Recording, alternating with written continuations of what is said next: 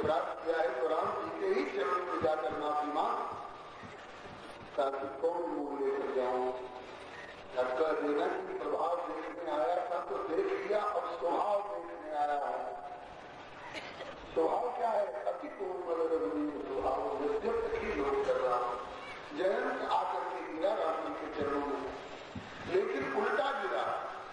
इसका पांव हो गया राम जी की ओर, मस्तक हो गया विपरीत दिशा में। जैसे अपने नन्हे बच्चे को माता ने पकड़कर संतों के चरण में कहती है, बेटा धोख दे, प्रणाम कर, जय कर, मत्था टेक। ऐसे जानकी ने उस अपराधी जयंत का मस्तक राम जी के चरणों में जोड़ करके और ताकि प्रभु बच्चे को क्षमा कर दी। राघव ने कहा कि इसने तुम्हारा खून निकाला है, ताकि बच्चे कभी कभी दूध पीते समय माँ की छाती में दांत सुहा देते, बच्चा सकता है। हद है वात्सल्य की। राघव की आंखों में आंसू छलक आए। सीते, ये करुणा, मैं भी करुणा सिंधु कहलाता हूँ, लेकिन तुम्हारी करुणा के आगे मेरी करुणा फीकी पड़े। मैं करुणा सिंधु तो तुम करुणा महासिंधु, और ये करुणा लेकर अगर आगे मेरे साथ चलोगी तो रावण पर भी बाण नहीं उठाने दोगी, कुंभकर्ण पर भी हथियार नहीं उठाने दोगी। इसलिए तुम पावक न करो वाता, अग्नि में धरोहर के रूप में रहो। क्योंकि लंका जैसी पतित निशाचरी नगरी में मेरी सीता को जाने की कोई आवश्यकता नहीं। उनका उद्धार कैसे होगा? बोले लंका के पतितों का उद्धार करने के लिए मेरी सीता का प्रतिबिंब ही बहुत है। मेरी सीता की छाया जाएगी, मेरी सीता का फोटो जाएगा, मेरी सीता का प्रतिबिंब लंका में जाएगा। आप कहेंगे राम जी 2 नंबर का भी धंधा करना जानते हैं? हाँ जी, 1 नंबर वालों के साथ राम जी 1 नंबर के 1 नंबर वाले हैं, और 2 नंबर वाले अगर कोई हो तो राम जी से बढ़ करके 2 नंबर का धंधा करने वाला कोई नहीं जानता है। इनको मायापति कहा गया है। रावण अगर 1 नंबर में आता तो राम जी भी 1 नंबर में चतुर्भुज नारायण के रूप में उपस्थित होते। लेकिन रावण अगर 2 नंबर का सन्यासी बनकर के आ रहा है तो राम जी भी माया मनुष्यम हरि। हालांकि इनका यह 2 नंबर का नहीं है, 1 नंबर का है।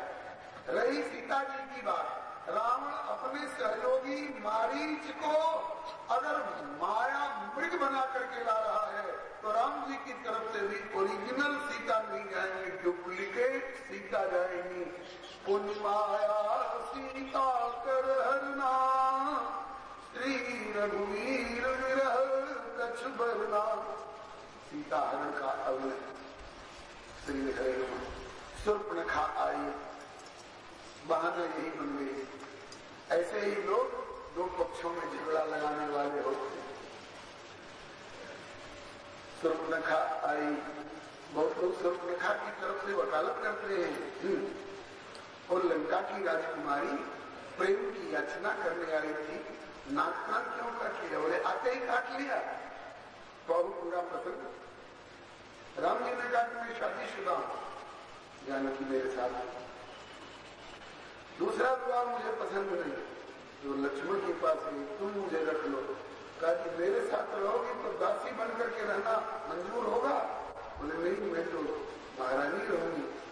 तो कहा कि मेरे साथ ब्याह होगा तो दासी बनोगी, महारानी बनना हो तो महाराज तो ये बैठे यहाँ वहाँ।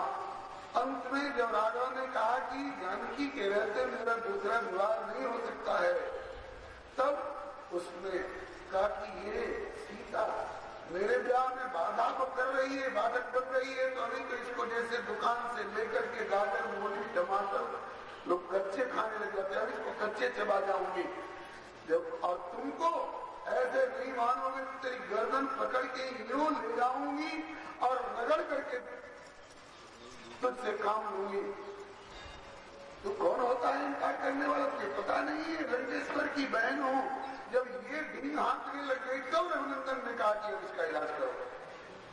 आप अगर होते, आप में से हिजड़े होते, कोई तो हो सकता था उसको जयमाला पहला देते। राघव ने कहा कि मैं हिजड़ा नहीं हूँ, मैं नपुंसक नहीं हूँ, तुझे जिस अपने भाई पर गुमान है, जा बुला अपने भाई को, क्या कर लेगा मेरा?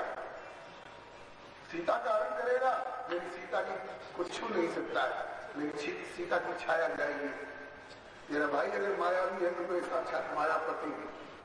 इस प्रकार से प्रभु ने शूर्पणखा के बहाने रावण को चुनौती दी। खर दूषण त्रिशिरा आए 14,000 राक्षसों के साथ में, क्षण भर में कितनी देर लगी? बोले करीब आए तुम्हारे क्षणमा कृपा करना, आपस में लड़की मर गए।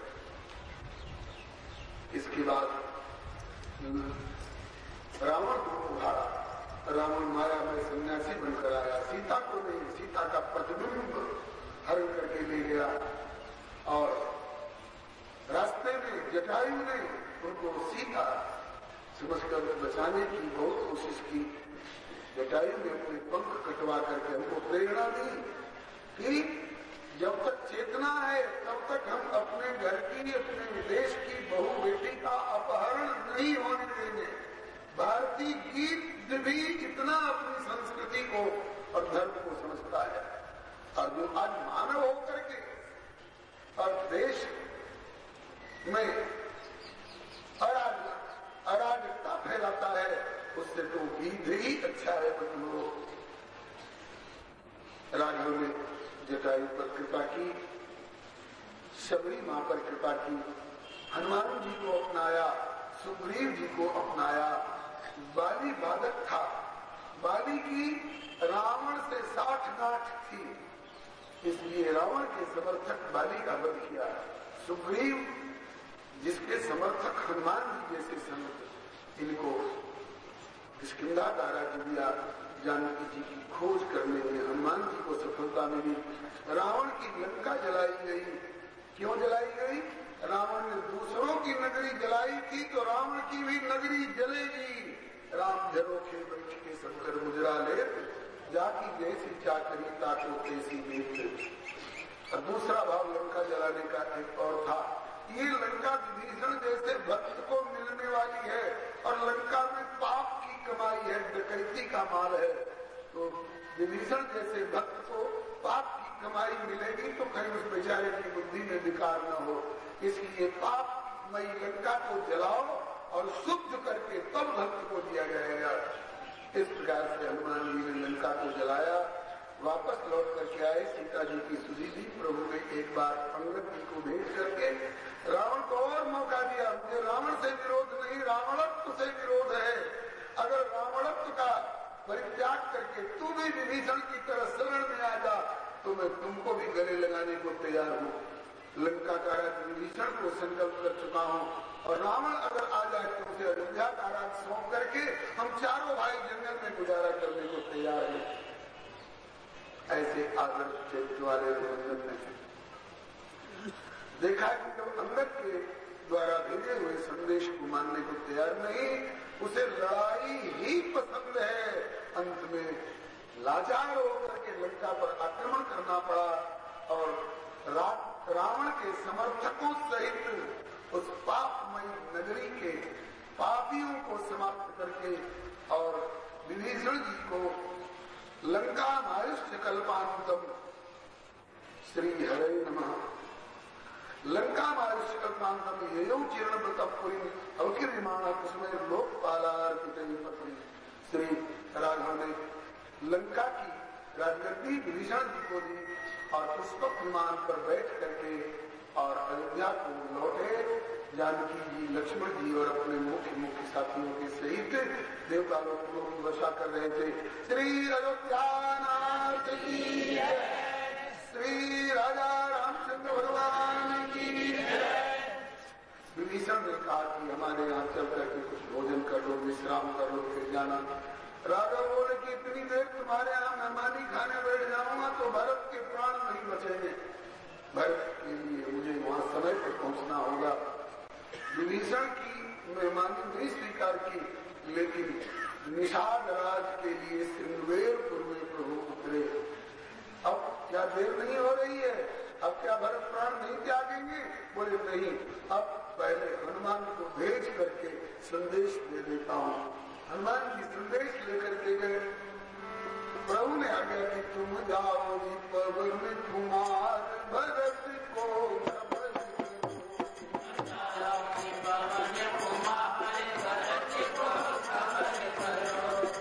अवधि गए जीवन से ऊपर मेरे विरह सिंधु में डूबत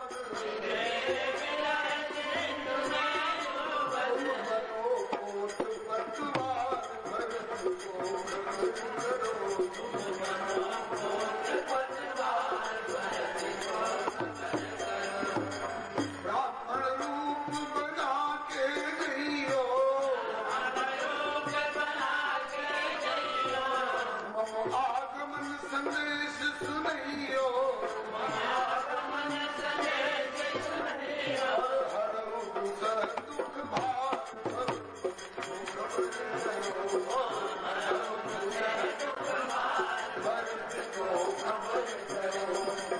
पवन तनय प्रभु आज्ञा पाके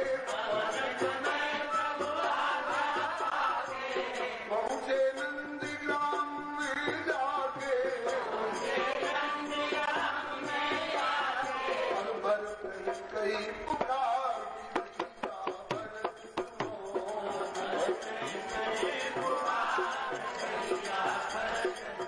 हे राम प्रेम अवतार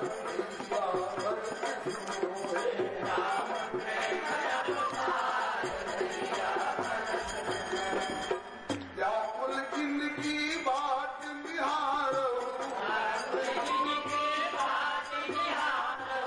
आरत बेहुअल वचन उचारो बहत नयन जलधार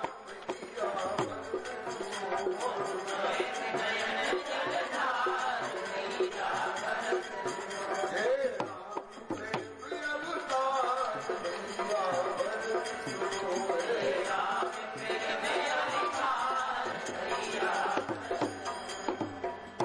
दूषण त्रिशिरा को मारे कुल समेत रावण संहारे और हरे भूमि का भार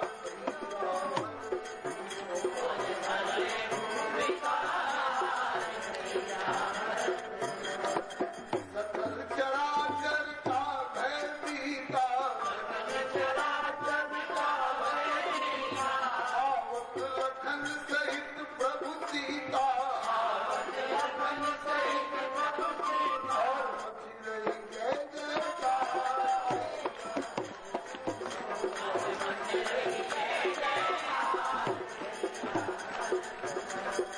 सुने भरत अमृतमयी वाणी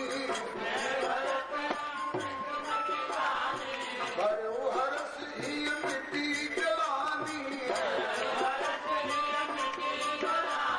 चितय नयन उखाड़ विपरीत पंचय दो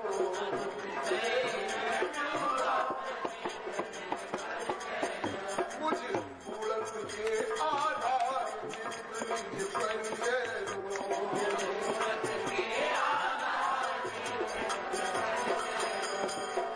मारुत सुत में कपि हनुमाना नाम और सुन पिता निधाना एक बुझा पठार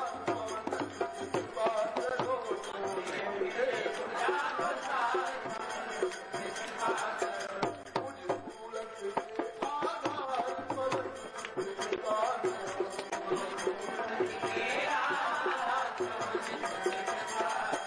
मेरी मैया के हेवनहार पवन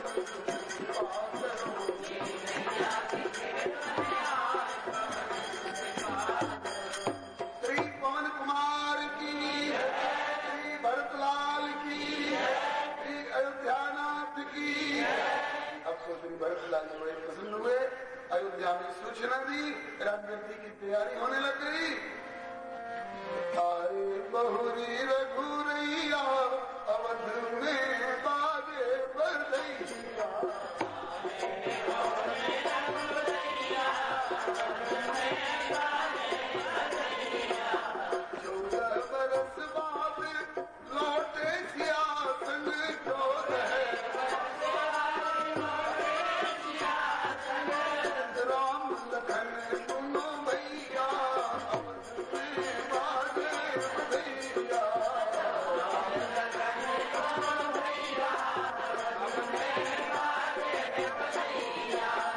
उतरे प्रभु पुष्पक विमान से,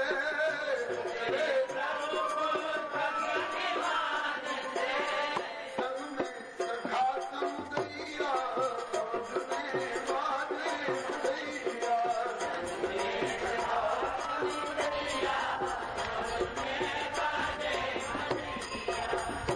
इस समय कितनी बढ़िया सुखद हवा चल रही है, प्रभु आ रहे हैं ना। नगरी को सजाया गया, प्रतीक्षा हो रही है। प्रभु उतरे बानर भालू सहित रघुनंदन,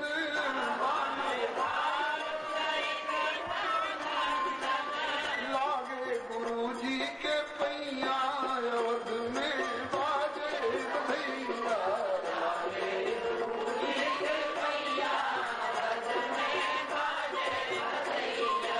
भूमि से उठाए प्रभु भेजे भरत को, भूमि से उठाए प्रभु भेजे भरत को, प्रभु भेजे भरत को, भेजे भरत को, प्रभु भेजे भरत को। प्रेम मगन देखवैया, अवध में बाजे बधैया।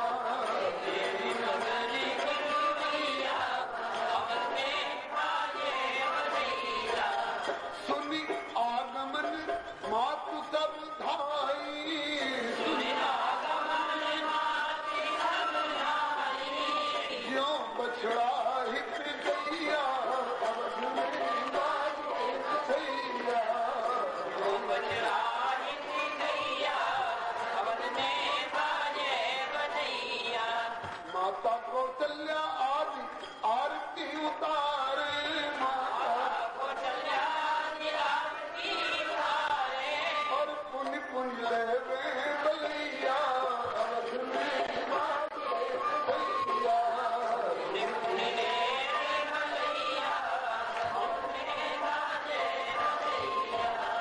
मन में विचारे कैसे रावण को मारे, मन में विचारे कैसे रावण को मारे। अति संभाल मेरे भैया,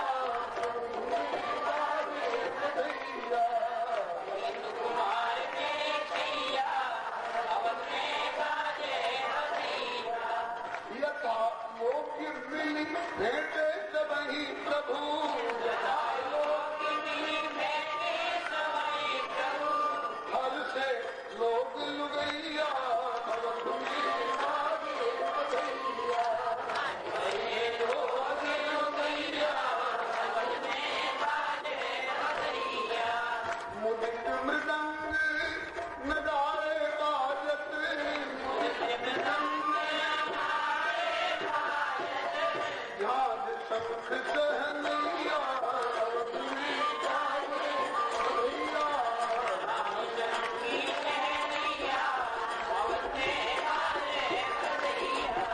नारायण प्रभु भक्ति पाए जस, नारायण प्रभु भक्ति पाए जस। गावत तुलसी गोसैया, अवध में बाजे बधैया। तुलसी गोसैया, अवध में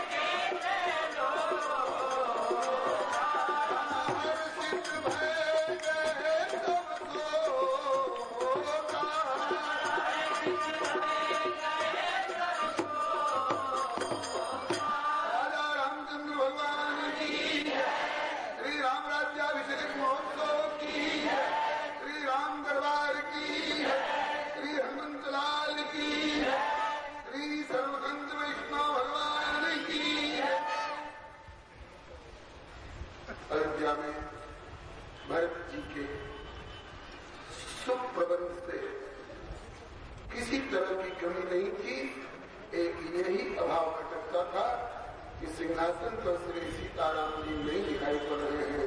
आज वह अभाव दूर हुआ, प्रभु का दर्शन सिंहासन पर हो रहा है। श्री राम जी अयोध्या छोड़कर जिस समय गए थे उस समय से और अब जब लौट के आए हैं इस समय तक अयोध्या 10 गुनी अधिक विकसित स्थिति में भरत जी ने सुव्यवस्था करके बड़ाई रामराज की होती है, लेकिन राम राज्य की आधारशिला नींव भरत जी की दी हुई व्यवस्था है। उसे भरत राज्य भी कहा जाए तो राम जी को संकोच नहीं होगा। आज तक आदर्श राम राज्य की पढ़ाई होती है। बहुत लोग जानते हैं कि राजगद्दी पर बैठे और तुरंत जानकी जी को निर्वासन कराया नहीं है। गोस्वामी जी की गीतावली और पद्म पुराण का ग्रंथों के आधार पर राजगद्दी पर बैठने के बाद 12,500 वर्ष अयोध्या में जानकी जी प्रभु के साथ निवास किए। फिर धोबी वाले वचन की चर्चा आई, रामो नाम भजे पुनः। राम जी ने कहा कि जब प्रजा को क्षोभ है मेरे अयोध्या में जानकी को रहने से, तो जानकी अयोध्या में नहीं वाल्मीकि आश्रम में रहेंगी। जानकी को भी जब वन यात्रा में वाल्मीकि जी के आश्रम पर पहुंची थी तो ऐसा लगा था कि मैं अपने पिताजी के घर में आ गई। वाल्मीकि जी के मन में भी रहता थी कि बेटी कुछ दिन और रहती तो अपना स्नेह प्रदान करता। आज बेटी आ गई गर्भावस्था में और 2 पुत्र वहीं पर प्रकट हुए, कुश और लौ। बहुत लोग कहते हैं कि बेटा को लौ पैदा हुआ था और खो गया था तो वाल्मीकि जी ने कुश का बेटा बना करके रख दिया। ये बुढ़िया पुराण में कहीं होगा तो होगा, दंत कथा के रूप में हमने किसी ग्रंथ में अभी पढ़ा नहीं है। पढ़ने को तो यही मिलता है कि 2 सुत सुंदर सीता जाए और कुश बड़े हैं लव छोटे हैं। श्री हरे नमः। जानकी जी को वर्षी वाल्मीकि आश्रम में पहुंचाने के बाद भी 13,000 वर्ष और राम जी भूतल पर रखकर 12,500 वर्ष पहले के और 13,000 वर्ष और त्रयोदशाब्द खंडितम 25,500 वर्ष गीतावली और भागवत के कल्प से मिला करके और वाल्मीकि रामायण के अनुसार 10 वर्ष सहस्त्राणी 10 वर्ष शतानी कम से कम 11,000 वर्ष और सहस्त्राणी और शतानी का बहुवचन में अर्थ करके किसी ने 33,000 वर्ष तक का अर्थ किया है। इतने दिन इस भूतल पर राज्य करके श्री राघव, हाँ, 4 भाइयों के 2 पुत्र हुए। यद्यपि कि ये परिवार नियोजन वाले अनिश्वरवादी हैं, इनको ईश्वर से और धर्म से कोई मतलब नहीं। ये तो गर्भ के बच्चों की हत्या कराते रहते हैं, इससे बढ़ के कोई पाप हो ही नहीं सकता है और पापों का प्रायश्चित हो सकता है, लेकिन गर्भपात जैसा पाप कोई हो ही नहीं सकता है। श्री स्वामी राम सुखदास जी इस बात पर बहुत जोर देते हैं। और गर्भपात केवल हिंदू भाइयों के लिए और किसी पर ये कानून नहीं लादा जा रहा है। औरों के परिवार बढ़ने से भूखमरी नहीं बढ़ती है, परिवार नियोजन की जरूरत नहीं है, केवल हिंदू भाइयों के ऊपर। एक संत कह रहे थे कि पहला बच्चा जल्दी नहीं, दूसरा बच्चा अभी नहीं और तीसरा बच्चा कभी नहीं। अगर यह नियम वसुदेव देवकी ने मान लिया होता तो 6 बेटे मार डाले गए, 7वां और 8वां कृष्ण और बलराम धरती पर नहीं आए होते। श्री हरे नमः। अब उधर क्या जाए, कथा के साथ साथ कभी कभी सामाजिक दुर्वस्था देखकर, इन सत्ताधारियों की बेईमानी देखकर के कभी कभी कथा के साथ साथ व्यथा भी निकल पड़ती है, क्षमा करेंगे। 2 बच्चे चारों भाइयों के प्रकट हुए। राम जी के 2 बच्चों के नाम तो सब जानते हैं, कुश और लव। लक्ष्मण जी के जो 2 पुत्र हुए उनके नाम है अंगद और चित्रकेतु। भरत जी के जो 2 पुत्र हुए उनके नाम है तक्ष और पुष्कल। शत्रुघ्न जी के जो 2 पुत्र हुए उनके नाम है सुबाहु और श्रुतसेन। इस प्रकार से चारों भाइयों के 2 बालक हुए। आज के नास्तिक परिवार नियोजन वाले भी कभी कभी माघ मेला में जब शिविर लगाते हैं ना, तो शिविर पर ये चौपाई लिखते हैं, दुई दुई सुख सब भ्रातन के। ये पता नहीं कि तुम्हारे द्वारा प्रचार की जाने वाले इस सेक्सुअल स्टडी का ये परिणाम नहीं था, ये परिवार नियोजन का परिणाम नहीं था, बल्कि उसी चौपाई में लिखा है भय रूप गुण शील घनेरे, ये उनके शील और संयम का परिणाम था। श्री हरे नमः। हो सकता है आज में चौपाई घुसी है नास्तिकों के दिमाग में, किसी दिन इस चौपाई का भाव विस्फोट हो और उनको शील संयम की तरफ भी ध्यान जाए। हो सकता है किसी दिन उनका भी कल्याण हो जाए। आइए इसके बाद प्रभु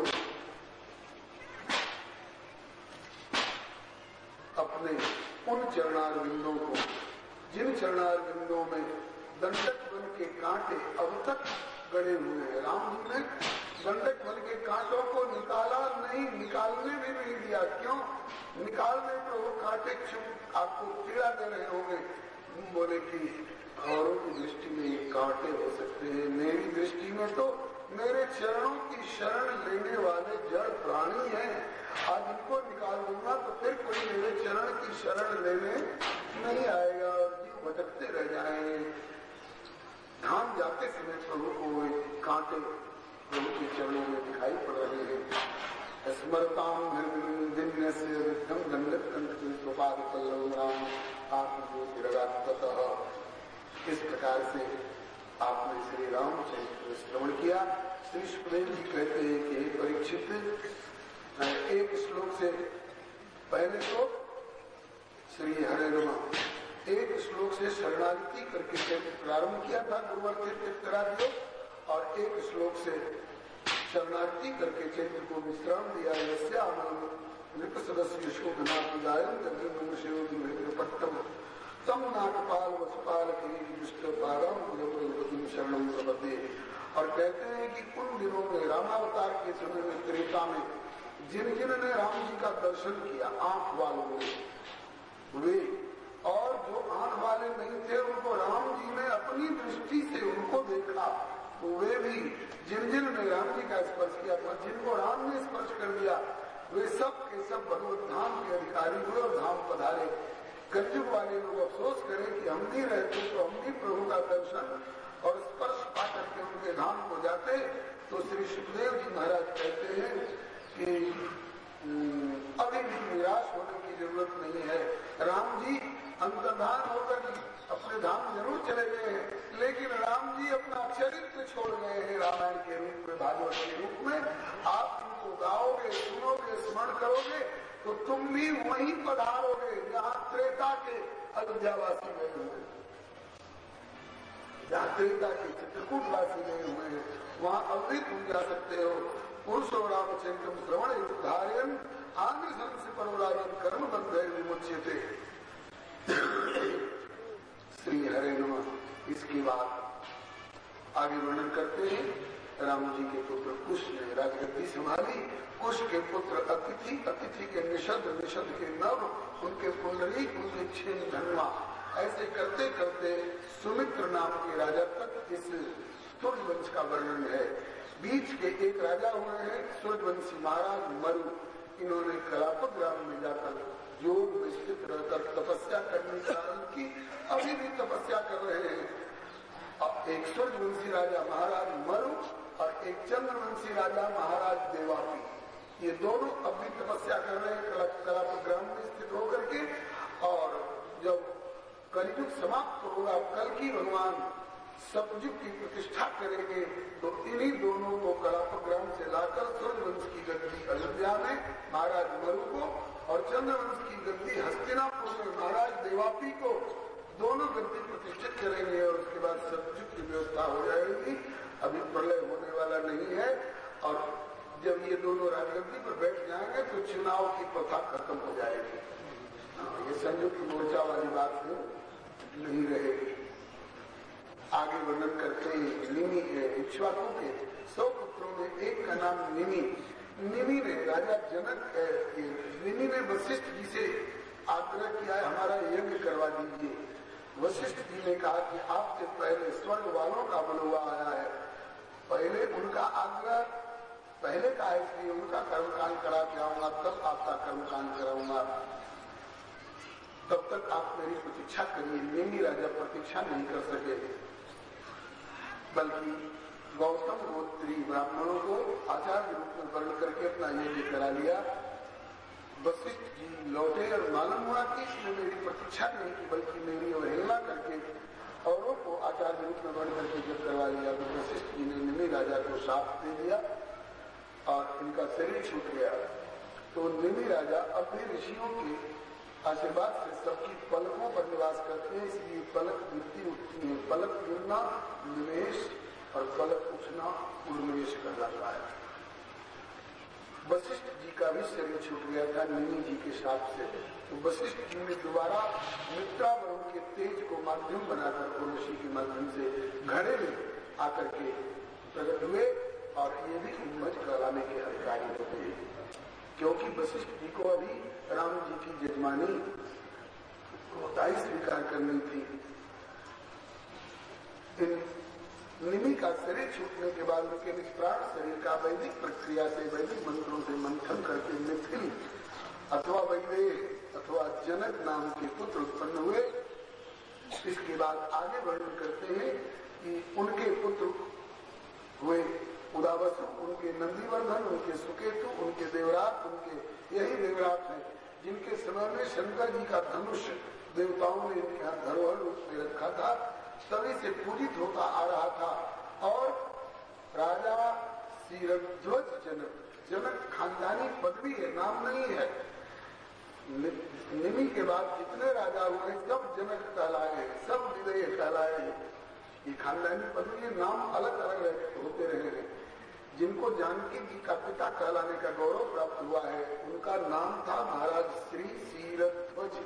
शीरध्वज नाम क्यों पड़ा है, इसकी भी व्याख्या श्री सुखदेव जी ने एक श्लोक में की है।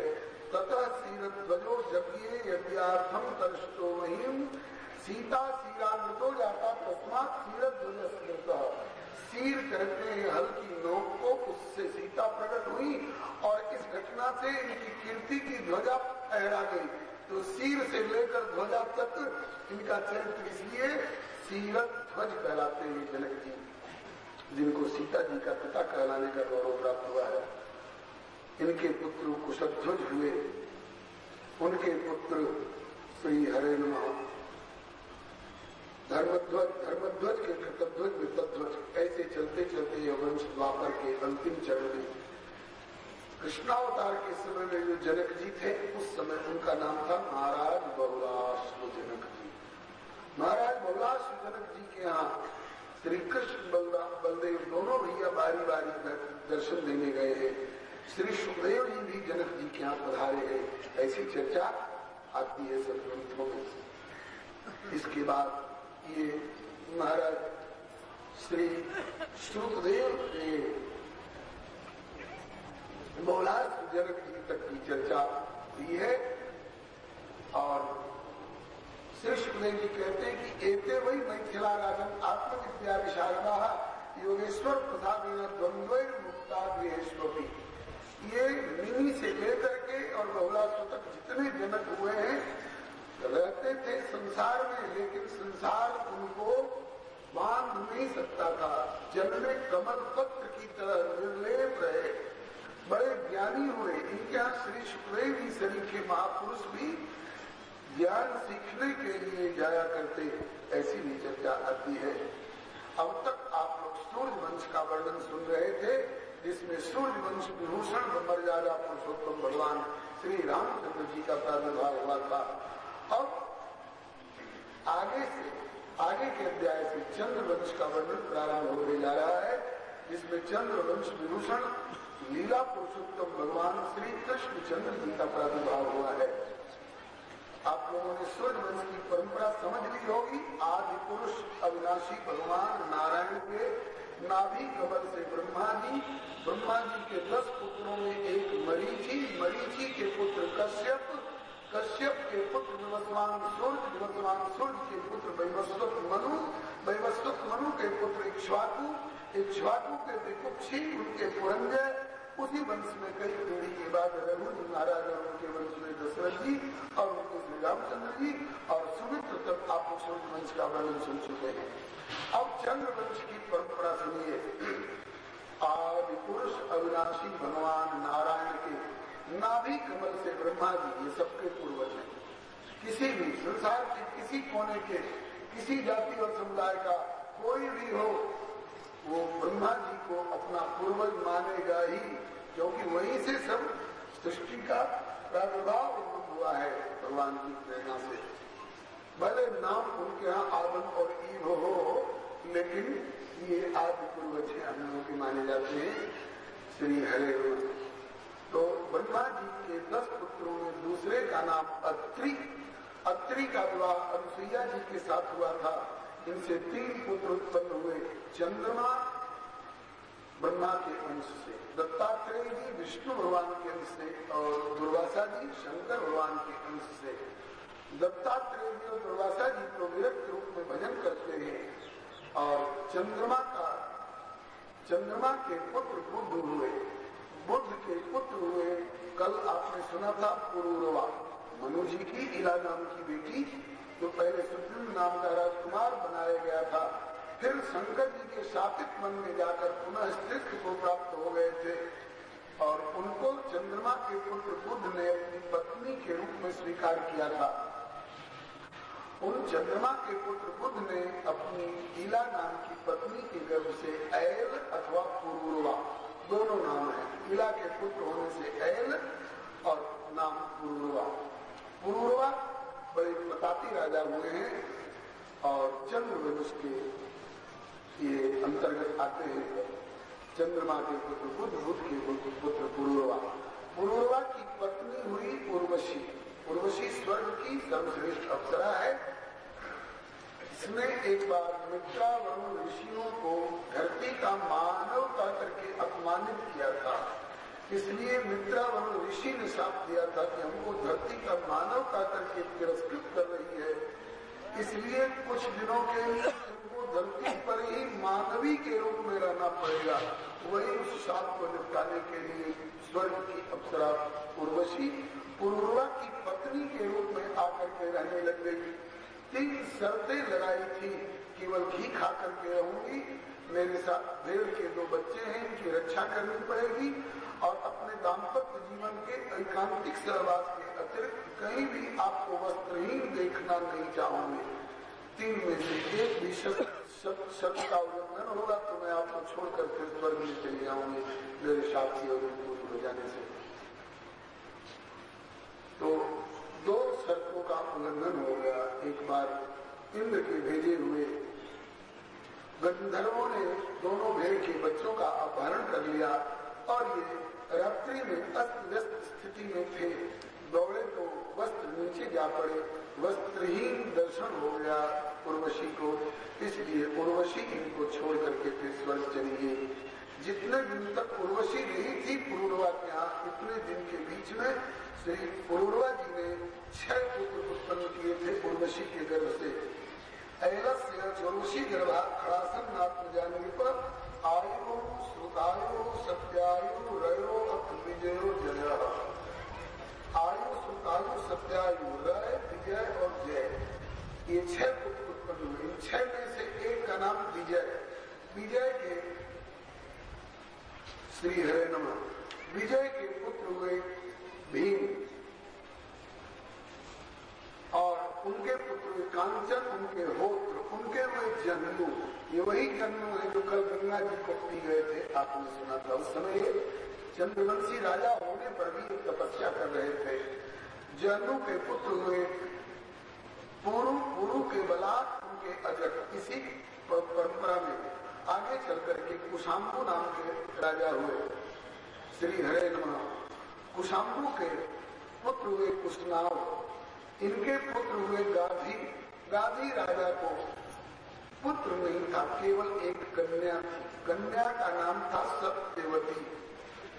भृगुवंशी ऋषि जी गाधी राजा के पास पहुंच गए, अपनी बेटी का ब्याह मेरे साथ करो। ऋषि थे और गाधी राजा थे। गाधी ने सोचा कि राजकुमारी का ब्याह ऋषि के साथ कर दो। पता नहीं ये क्या सोचे, मुझको झोपड़ी में ले जाकर डाले आए, इसलिए संकोच हुआ। लेकिन इनकार भी नहीं कर सके। बोले कि 1000 श्यामकर्ण घोड़ा लाकर के उपस्थित कीजिए, तब अपनी बेटी का ब्याह आपके साथ करेंगे। उन्होंने सोचा कि ऋषि हैं, झोपड़ी में रहने वाले, राजा लोग भी श्यामकर्ण घोड़ा इतनी संख्या में नहीं प्राप्त कर सकते, ये कहां से पाएंगे। लेकिन ऋषि ने वरुण देवता के सहयोग से 1000 श्यामकर्ण घोड़ा लाकर के उपस्थित करके लाचार होकर गाधी राजा को अपनी बेटी सत्यवती का विवाह ऋषि के साथ करना पड़ा। सत्यवती की सेवा से ऋषि की प्रसन्न हुए। बोले कि बोलो क्या चाहती हो? का पुत्र चाहती हो और भाई चाहती हो, क्योंकि मेरी माँ केवल मैं अकेली थी, मेरे कोई भाई नहीं, तो मुझे भी पुत्र और मेरी माँ को भी पुत्र। तो ऋषि ने 2 तरह की चरु मैंने खीर अभिमंत्रित करके दे दी अनुष्ठान से, और बोले कि ये तुम खा लेना, ये अपनी माँ को दे देना। इन्हें चाहिए था सत्यवती को कि अपनी वाली चरु खा लेती और माँ वाली चरु ले जाकर दे देती। लेकिन दोनों चरु लिए हुए सत्यवती पहुंच गई माँ के पास और माँ से बोली कि माँ ये मेरे लिए दिया है और ये तेरे लिए दिया है। माँ के मन में कपट आ गया कि कहीं अपनी पत्नी के लिए बढ़िया तो नहीं दिए, मेरे लिए घटिया तो नहीं दिए, इसलिए बोली कि बेटी अपनी वाली मुझे दे दे, मेरी वाली तू खा ले। अदल बदल कर लिया। जब ऋषि को मालूम हुआ तो बोले कि तो बड़ा अनर्थ हो गया, तुमने जो चरु खाई है वो तेरी माँ को खाना चाहिए था, क्योंकि वो छात्र मंत्र से अनुमंत्रित करके दी गई थी। तो क्षत्रिय के घर में क्षत्रिय स्वभाव का पुत्र उत्पन्न होता, लेकिन वो तुमने खा लिया, इसलिए सत्यवती तेरे घर से जो पुत्र उत्पन्न होगा वो क्षत्रिय कर्म करने वाला होगा। और तुझको जो चरु दी थी वो ब्राह्मण मंत्र से अनुमंत्रित करके, जैसे ब्लड में ग्रुपिंग होती है ना, ऐसे ही मंत्र में कोई ग्रुपिंग होती होगी, तो तुमको तो ब्राह्मण मंत्र से अनुमंत्रित चरु खानी चाहिए थी, ताकि मुझे ऋषि के अनुरूप विप्रोचित संस्कार वाला पुत्र उत्पन्न होता। लेकिन तुमने वह चरु अपनी माँ को दे दी, तो तेरी माँ के गर्भ से जो पुत्र उत्पन्न होगा वो तो भले क्षत्रिय घर में होगा, लेकिन वो ब्राह्मण कर्म करने को बेचैन हो जाएगा और करेगा। और तेरे गर्भ से पुत्र जो उत्पन्न होगा वो चूंकि क्षत्रिय मंत्र वाली चरु से तुम प्रकट होगा, इसलिए वो क्षत्रिय कर्म करने वाला हो जाएगा। तब सत्यवती जी घबरानी नहीं, गलती मेरी नहीं, गलती मेरी माँ की है, मेरे भोलापन से उसने लाभ उठाया है। अब लाभ हुआ कि हानि हो जाने, लेकिन मेरे गर्भ से तो हे ऋषि जी आपके संस्कार के अनुरूप ही पुत्र उत्पन्न होना चाहिए, विप्रोचित संस्कार वाला। तब ऋषि ने दूसरी चरु अभिमंत्रित करके दी, ये दूसरी चरु खा ले, इसके प्रभाव से सत्यवती तुम्हारे गर्भ से विप्रोचित संस्कार वाला पुत्र उत्पन्न होगा। और तुमने जो पहले वाली चरु जो खाई है क्षत्रिय मंत्र वाली, वो तेरे पुत्र के भीतर निहित रहेगी और तेरे पुत्र का पुत्र होगा तो क्षत्रिय स्वभाव वाला हो जाएगा।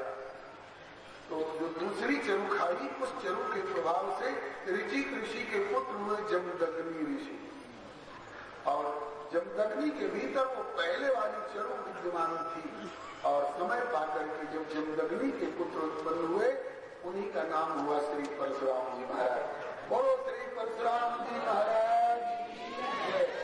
चूंकि छात्र मंत्र से अनुमंत्रित करके संस्कार करके और चरु ग्रहण की गई थी और उससे ये प्रकट हुए, इसलिए ये भगवत अवतार है, 24 अवतार में से एक है।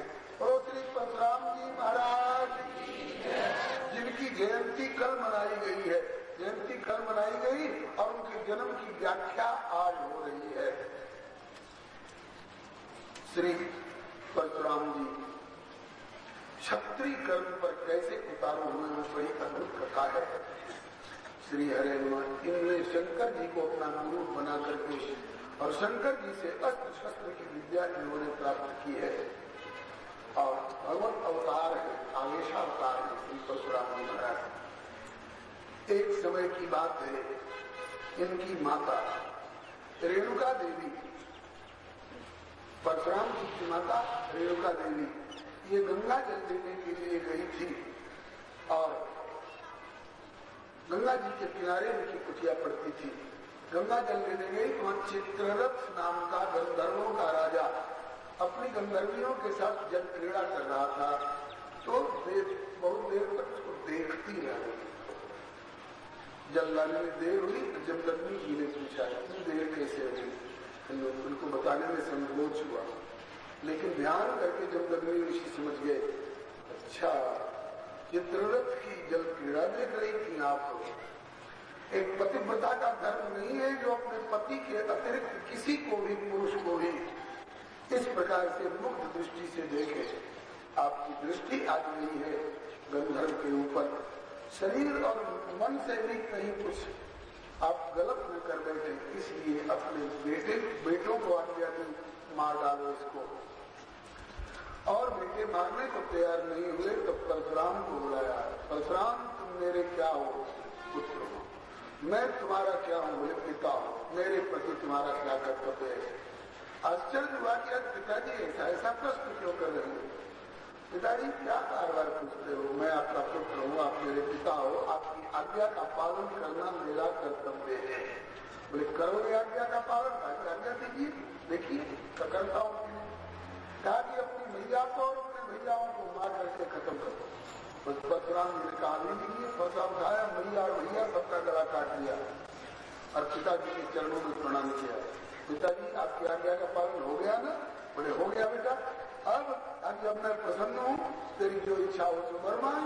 तो कहा कि तो यही वर मांगता हूँ कि मेरी मैया और मेरे भैया फिर से जिंदा होगा। बोलो श्री परशुराम जी महाराज। परशुराम जी जानते थे अपने पिताजी के प्रभाव को, इसीलिए आज्ञा का पालन किया था। और नहीं तो अरे राम, कोई शराबी कबाबी शराब पी के आवे, बेटे से कहेंगे तेरा पिता हूं, मेरी आज्ञा का पालन कर, मां का गला काट दे, तो बाप और बेटा दोनों जेल में जाएंगे। एक गुरुजी भांग छानने वाले काशी के अध्यापक भांग छाने हुए थे और शिष्यों से बोले कि मैं तुम्हारा कौन होगा कि गुरु जी, तुम शिष्य, मेरे प्रति तुम्हारा क्या कर्तव्य, बोले आज्ञा का पालन करना। बोले मेरी आज्ञा है, मुझे उठाकर गंगा जी में फेंक दो। कोई नहीं फेंकने को तैयार हुआ।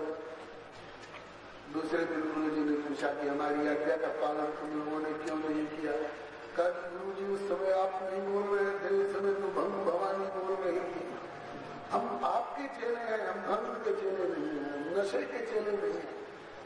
तो परशुराम जी जानते थे कि हमारे पिता जमदग्नि जी कोई ऐसे वैसे नहीं है। पिताजी आपकी आज्ञा का पालन कर दिया। अब बोले कि जो चाहो मांगो, ताकि यही मांगता हूँ कि मेरी मैया और मेरे भैया फिर जिंदा हो जाए और उनको याद न रहे कि मैंने इनको मारा था। श्री हरे नमः। जिंदा हो गए सबके सब, उसके खड़े हो गए और याद भी नहीं रही। इस प्रकार से पितृभक्ति भी और मातृभक्ति भी और भ्रातृ प्रेम भी सब निभा लिया श्री परशुराम ने। एक बार अब ये दुष्ट राजाओं को संहार में कब से प्रवृत्त हुए वो कथा अब आ रही है। एक बार श्री परशुराम जी के पिता जमदग्नि ऋषि के आश्रम पर है वंशी, ये चंद्रवंश की एक शाखा है वंशी अर्जुन नाम का एक राजा आया, जिसको 1000 हाथ थे, इसलिए उसको सहस्रबाहु अथवा सहस्रार्जुन भी कहा जाता था।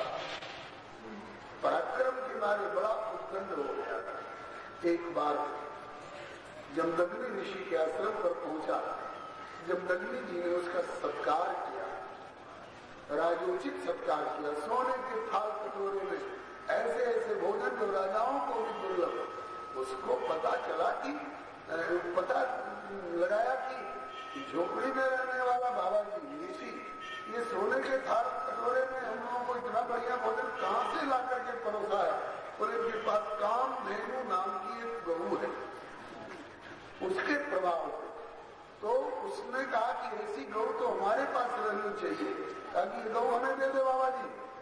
कहा कि ये केवल दूहने और मांगने के लिए नहीं है, इनके दूध से घृत से जो हम लोग अग्निहोत्र का नियम करते तू नहीं निभा सकेगा। तो जबरदस्ती छीन करके गाय को लेकर के चलेगा। एक ऋषि की गाय किसी की बहू, किसी की बेटी, किसी की संपत्ति छीन कर चल दे तो राजा माना जाएगा कि डाकू माना जाएगा। जबरदस्ती छीन कर चल दिया। तब श्री जमदग्नि जी ने कहा बेटा परशुराम देव, तेरी गैया को ये अर्जुन लेकर जबरदस्ती भागा जा रहा है, छुड़ा करके ला। परशुराम जी ने जाकर के पहले सामान्य ढंग से समझाने की कोशिश की। देखो जी, आप राजा लोग हो, राजा का कर्तव्य है प्रजा की रक्षा करना, और आप ही जब जबरदस्ती करोगे, ऋषि के साथ गाय छीनोगे, बहू छीनोगे, बेटी छीनोगे, तो प्रजा किसकी शरण में जाएगी। कहा कि बाबा जी ज्यादा बकबक मत करे, मैं जरूर ले जाऊंगा, गाय पर मेरा मन आ गया है। तो कहा कि मैं नहीं जाने दूंगा। कहा कि तू होता कौन है रोकने वाला, मैं लेके जा रहा हूं।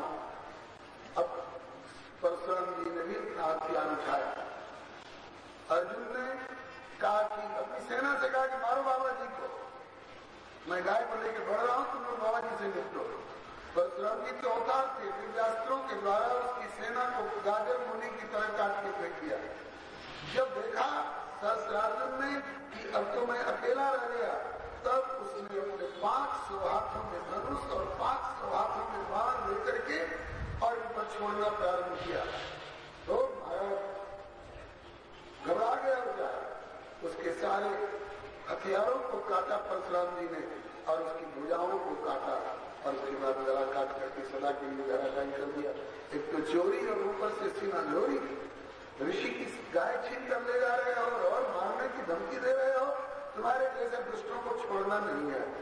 खत्म कर दिया, गाय वापस ले आए। तब जमदग्नि जी ने कहा बेटा कैसे ले आए। ऐसे छोड़ता थोड़, मार करके लाए। अरे बेटा राजा का वध करना पाप है, तुमने पाप किया, ब्राह्मण में क्षमा होनी चाहिए। काकी पिताजी तो अपनी अपनी दृष्टि है, आपकी दृष्टि में राजा रहा होगा, मेरी दृष्टि में तो डकैत था, तो जबरदस्ती आपकी गाय छीन के ले जा रहा है। मैंने एक डाकू को मारा, फिर भी आपकी दृष्टि में अगर राजा था, एक राजा को मारने पर जो भी दोष लगता हो उसका प्रायश्चित जो कहिए मैं करने को तैयार हूँ। जाओ तीर्थ यात्रा कर रहा हूँ। परशुराम जी तीर्थ यात्रा करके लौटे।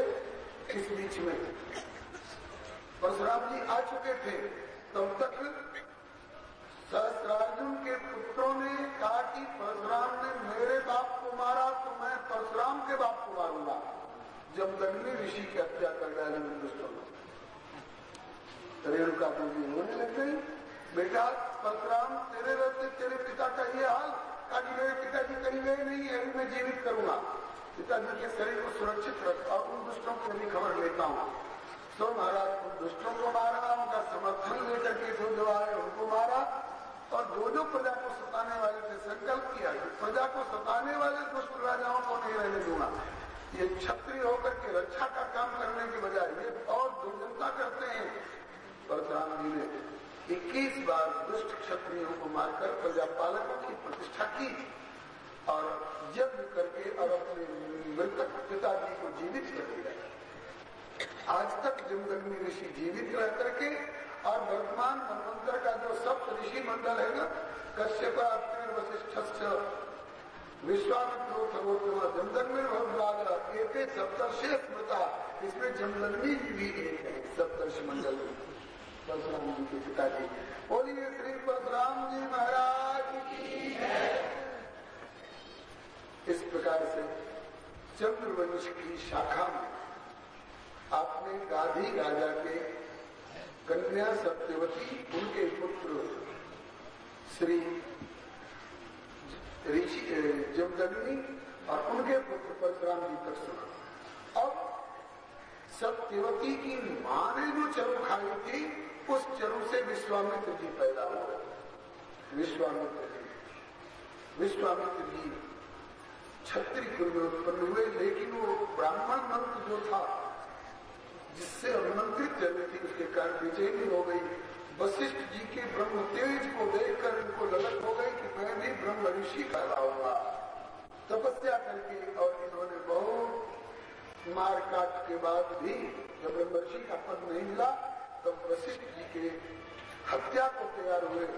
और उस समय वशिष्ठ जी चांदनी रात में अपनी पत्नी अरुंधति के साथ चर्चा कर रहे थे। अरुंधति जी ने कहा कि नाथ, आज ये पूर्णिमा की चंद्रमा की चांदनी जगत को कैसे आलोकित कर रही है। वशिष्ठ जी बोले, जैसे विश्वामित्र जी की तपस्या का तेज अभी सारे संसार को प्रभावित कर रहे हैं। विश्वामित्र जी को बड़ी बुलाने के लिए, राम राम, ये तो परोक्ष में मेरी प्रशंसा कर रहे हैं और ऐसे विरोधी की मैं हत्या करने के लिए आया हूँ। तलवार तोड़ करके फेंक दिए और रोने लगे, भगवान मुझे क्षमा करें। उसी समय वशिष्ठ जी ने आइए ब्रह्म ऋषि कह करके हृदय से लगा लिया। आश्चर्य वाली के इतने पुत्रों की हत्या कर दी, तो भी उन्होंने ब्रह्म ऋषि नहीं कहना स्वीकार किया। आज ब्रह्म ऋषि कैसे कह दिया? ताकि अब तक आप में उत्तेजना थी, क्रोध था, प्रतिशोध की भावना थी। ये क्षत्रिय का स्वभाव होता है। जब तक क्षत्रिय का स्वभाव रहा तब तक ब्रह्म ऋषि कहना उचित नहीं था। अब आपने क्रोध, प्रतिशोध और ये उत्तेजित भाव को परित्याग करके अब आप शील और संयम और दया भाव में आ गए, करुणा में आ गए। इसलिए अब मैंने आपको ब्रह्म ऋषि स्वीकार किया। इस प्रकार से विश्वामित्र जी ब्रह्म ऋषि कहलाने लगे। अब तक आप लोग पूर्वा के 6 पुत्रों में से विजय के वंश का वर्णन सुना। अब आगे वर्णन करते हैं। विश्वामित्र जी के 100 पुत्र थे, जिनमें 50 को इन्होंने शाप दे दिया था। कल आपने सुना था मलेच्छा योजना, 50 को राजगद्दी का उत्तराधिकार और तत्व प्राप्ति का आशीर्वाद दिया था विश्वामित्र जी ने।